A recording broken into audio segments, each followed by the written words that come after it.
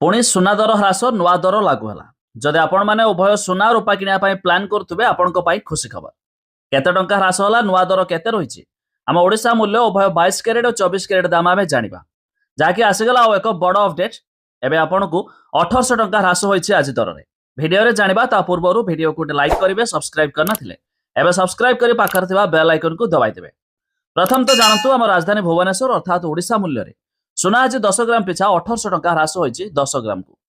तेबे शुद्ध सुना 24 कैरेट दाम अर्थात प्योर गोल्ड रो दाम रही 1,59,650 टंका। सेहीपरि 22 कैरेट दाम जहाँकि 916 कैरेट दाम रही 1,45,600 टंका।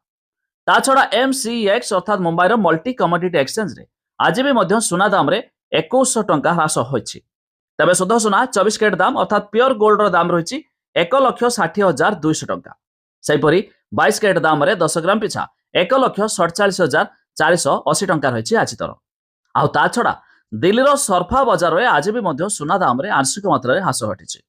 तेबे शुद्ध सुना 24 कैरेट दाम रे 10 ग्राम पिछा 1,68,720 टंका रही बेले 22 कैरेट दाम रे 10 ग्राम पिछा 1,46,450 टंका रही आज दर।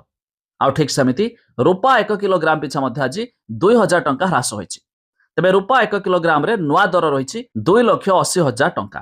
तबे जदि आपण माने उभय सुना रूपा किना प्लान करुवे एही दर देई मध्य किनि पारिबे। ता छड़ा आपनक मतामत जणातु केते टंका रहिले भलो हेबो एमिति कि केउ जिल्लारू मध्य आपण माने भिडियो देखुछंती।